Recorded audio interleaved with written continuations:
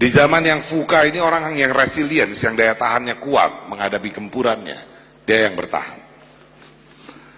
Teman-teman saya duduk di kursi roda ini sudah lebih dari 30 tahun.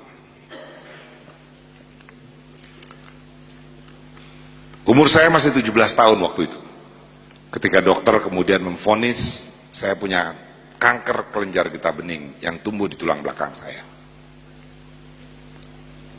Kami bawa ke dokter, ke orang pinter, nggak tahu lah berapa itu IQ-nya orang.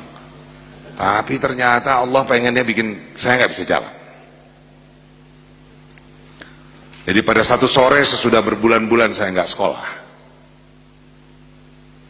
ibu saya manggil saya, "Nak, ayo kita sholat asar.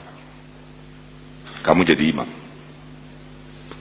Saya bilang sama ibu saya, "Ma, aku jalannya udah goyang ini." Lalu dia bilang, "Nggak apa-apa, ayolah jadilah imam." Jadilah saya imam sholat asar itu. Ketika saya ruku di rakaat kedua, saya jatuh. Dan itu adalah hari terakhir saya bisa berdiri, saya bisa berjalan. Ketika kejadian itu terjadi, saya merasa dunia gelap. Saya marah pada Tuhan. Saya marah pada semua hal. Saya frustrasi luar biasa. Saya mengurung diri di kamar berhari-hari, gak mau ketemu orang. Sehingga akhirnya ayah saya dobrak pintu kamar itu. Kemudian ayah saya buka jendela. Dia duduk di sebelah depan saya dan bilang, "Nak, ayah hanya ingin menyampaikan satu hal, papa hanya ingin menyampaikan satu hal. Hidup ini pilihan.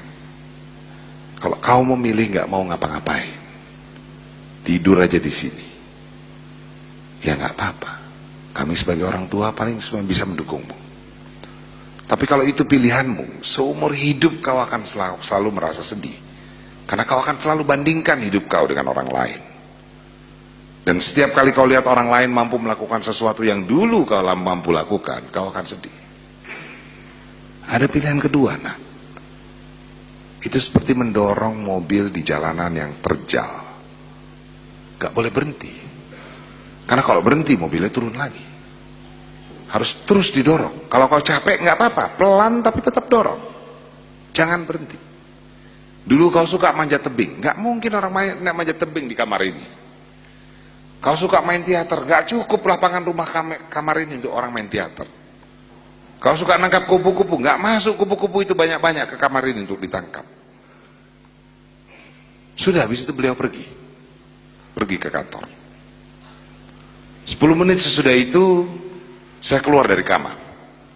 Saya bilang pada ibu saya, "Ma, saya mau sekolah. Tolong panggilkan taksi."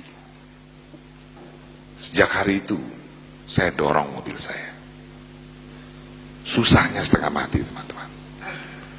Tapi kalau saya nggak berani dorong itu, nggak sampai saya di sini.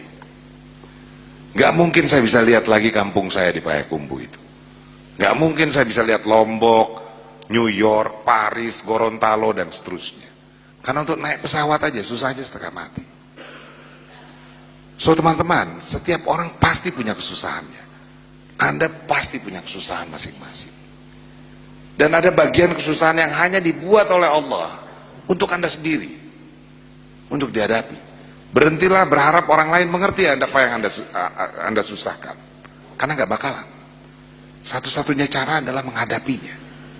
Ketika Anda berani hadapi itu, maka ada sebuah kekuatan yang diberikan oleh Yang Maha Kuasa, yang tidak diberikan kepada semua orang. Kekuatan itu adalah kekuatan memantul balik, yang akan membuat Anda memantul tinggi ketika Anda dihempaskan ke bawah. Jangan pernah takut pada kesusahan yang Anda hadapi. Apapun itu, jangan pernah menyerah. Kembali saya cuma bisa cerita-cerita saya.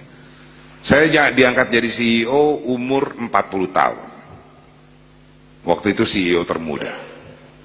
Proses pengangkatannya lucu. Karena saya nggak ngelamar, saya nggak ikut fit and proper test, dan seterusnya. Waktu itu tuh jabatan saya adalah sales untuk pembangkit listrik wilayah Asia Tenggara. Satu hari saya ada di Hanoi, sedang jualan dengan PLN-nya Vietnam. Saya punya tiket pulang sorenya. Tiba-tiba dibilang sama sekretaris saya, Pak, Bapak nggak boleh pulang nanti malam, Pak. Loh kenapa? Saya bilang, di Hanoi itu lagi ada orang nomor 2-nya di sana. Orang nomor 2 GE. Kayak Pak Sarwononya Anda lah barangkali. Dan dia minta Bapak pulang bareng dia besok. Naik pesawat jet pribadi. Aduh, saya mimpi aja nggak pernah naik pesawat jet pribadi. Kalau Pamela Anderson itu pernah saya mimpi ya, beberapa kali aja lah barangkali lah. Tapi nggak naik pesawat pribadi, nggak. Harusnya ini kesempatan luar biasa.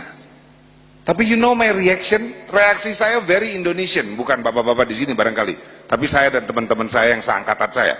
Reaksi pertama saya, yang pertama adalah takut. Mulai kehilangan kepercayaan diri. Ini mau ngomong apa saya besok ini? Jarak saya dengan dia tinggi banget. Mau ngomong apa saya besok? Apa punya saya pengetahuan untuk ngomong dengan dia? I lost my confidence. I don't know what to say. Yang kedua, yang ada di kepala saya salah apa ya? Saya pikir-pikir gitu, apa yang saya lakukan ya? Lalu saya ingat 6 bulan yang lalu pernah diundang ke acara seperti ini, tapi global gitu. Lalu orang nomor satunya pidato, Jeff Immelt itu pidato mengenai emerging market, pasar masa depan. Saya duduk paling belakang. Dia bicara, salah satu contoh pasar masa depan adalah Indonesia. Entah kenapa saya di belakang angkat tangan, teman-teman. Mungkin Allah pengennya saya angkat tangan, saya juga nggak ngerti kenapa. Anda kan nggak sering-sering angkat tangan kalau Pak Sofyan Basir pidato gitu loh. Nah, saya ngangkat tangan itu. Dia sampai melotot, berhenti ngelihat ke saya. Kenapa katanya? Saya bilang, mohon maaf ini, saya sudah kerja 12 tahun. 13 tahun saya sudah kerja. Itu dari dulu saya dengar Indonesia sebagai pasar masa depan terus. Menurut saya mungkin pendekatannya harus diubah, bos. Karena kalau pendekatan pasar masa depan, semua yang kami minta, datangnya masa depan juga. Kita butuh investasi baru, masa depan. Kita butuh local leaders menjadi menjadi global leaders, nanti dikasihnya. Coba lihat the Japanese, the Koreans. Mereka nggak jadikan Indonesia pasar masa depan, mereka langsung terlibat dalam pembangunannya. Jadi kita harus bikin Indonesia sebagai the now market. Saya ingat dia cuma bilang, terus pidato lagi. Selesai dia pidato, semua teman-teman saya yang kenal saya ngerubungin saya tuh, nyalamin saya. Wah, Andri selamat ya, lo kapan dipecatnya gitu loh.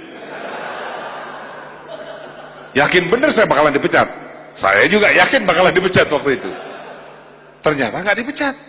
Sampai 6 bulan kemudian di Hanoi itu. Jadi Anda bisa bayangkan betapa gundahnya perasaan saya malam itu.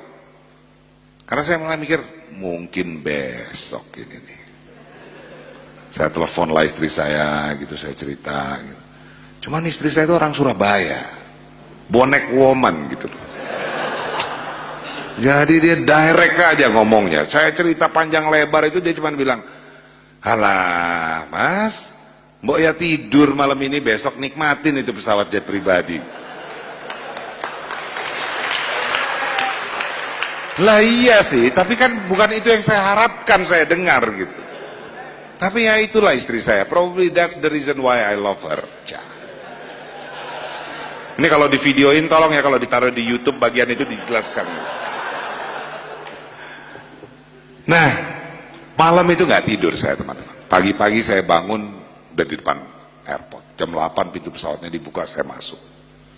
Itu Gulfstream 5. 16 seaters, 16 tempat duduk, 8 baris. Yang tengah itu 4-nya dijadikan sofa, ada TV, macam-macam lah, luxurious sekali. Saya masuk ke sana kan, saya ngerasa saya siapa tuh, orang Indonesia gitu ya.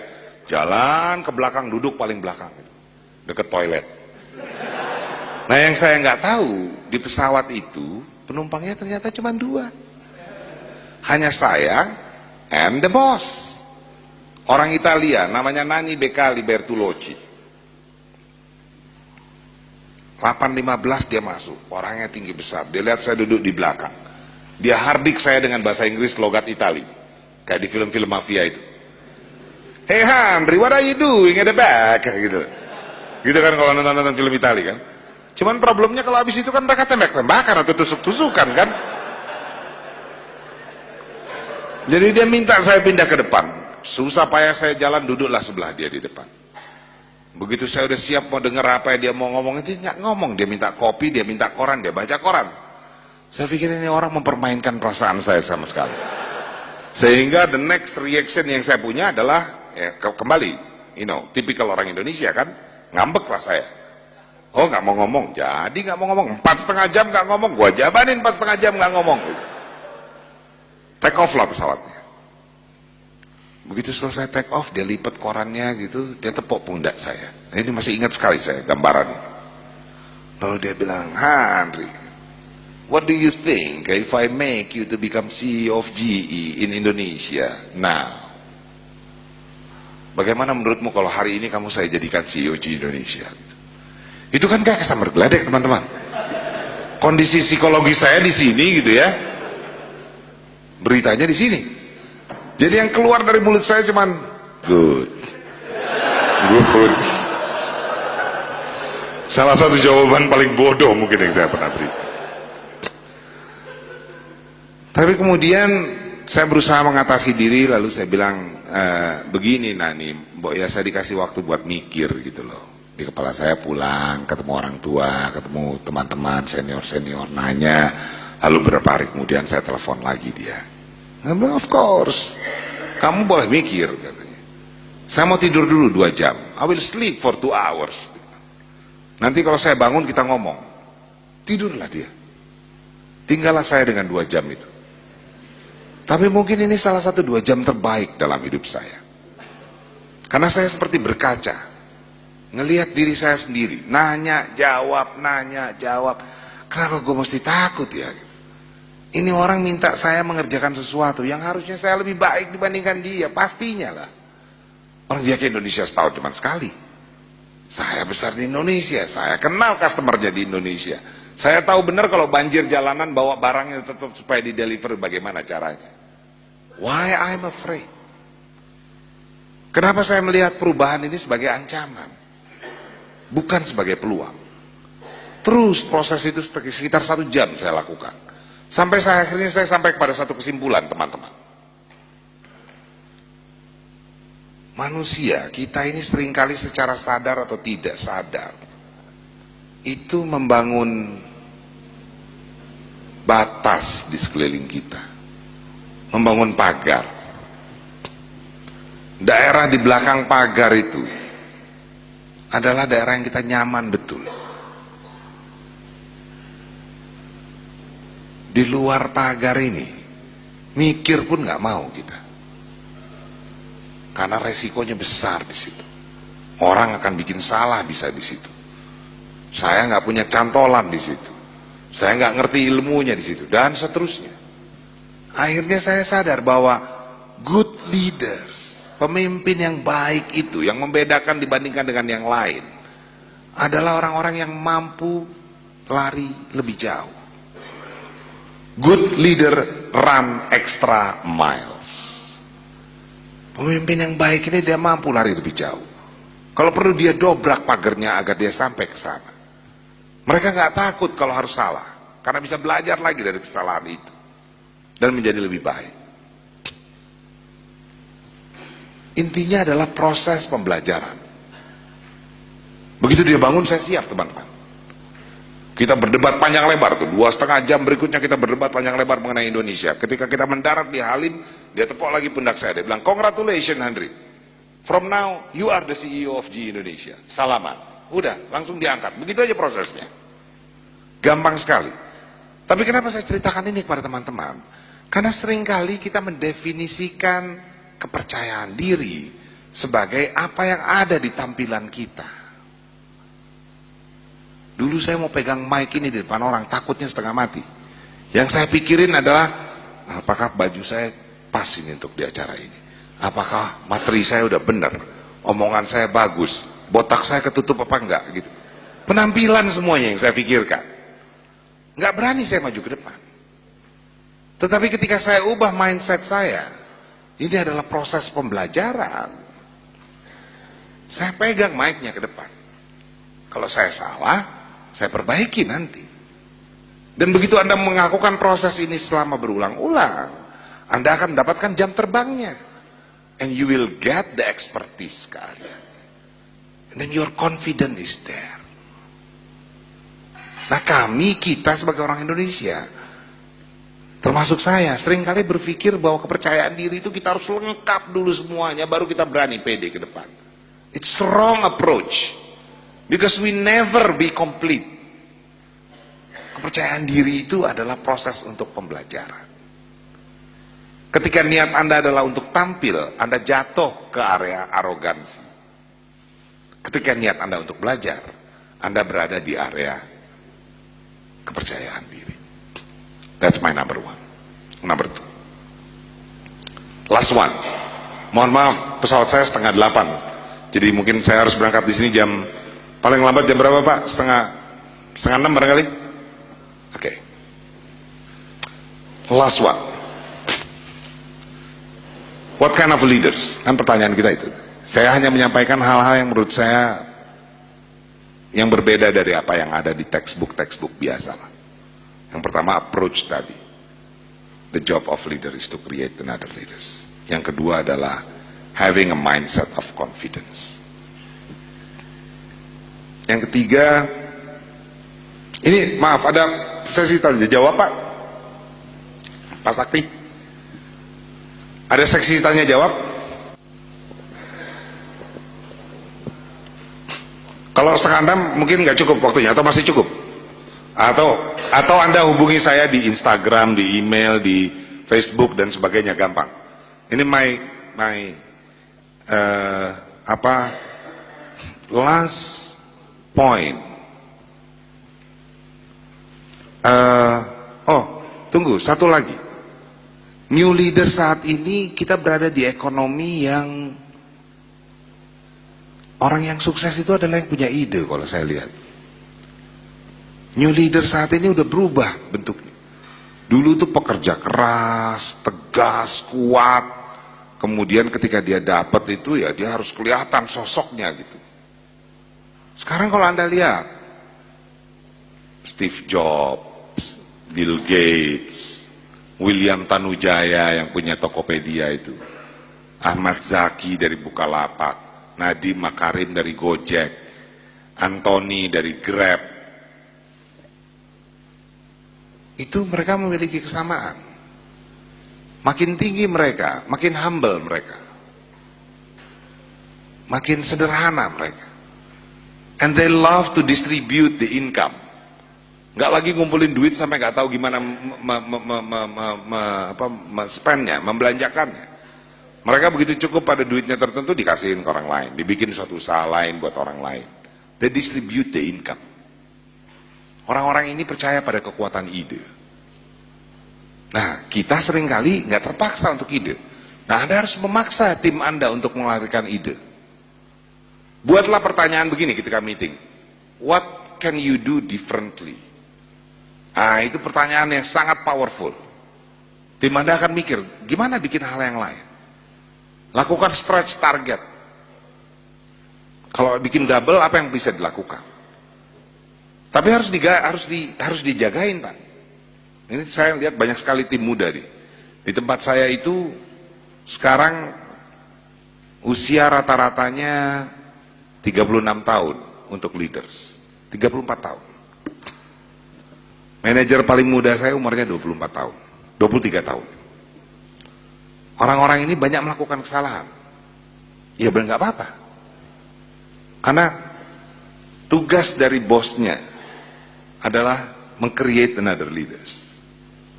Jadi dia harus dampingi orang-orang ini dengan benar.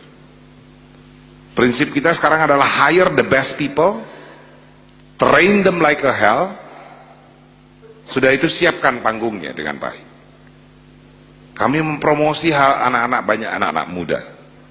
Hal yang dilakukan Pak JM di sini juga. Karena bukan berarti yang tua nggak perlu, enggak. Tetapi blending ini diperlukan saat ini, karena organisasi butuh flexibility. Karena dulu itu ada aturan nggak tertulis di tempat kami, nggak tahu di tempat bapak-bapak dan ibu-ibu di sini. Kalau belum sampai umur late 30, early 40 itu nggak bisa jadi GM. Buat kelas direksi gitu ya, top leadership itu harus late 40, early 50. Lalu dia 56 akan pensiun.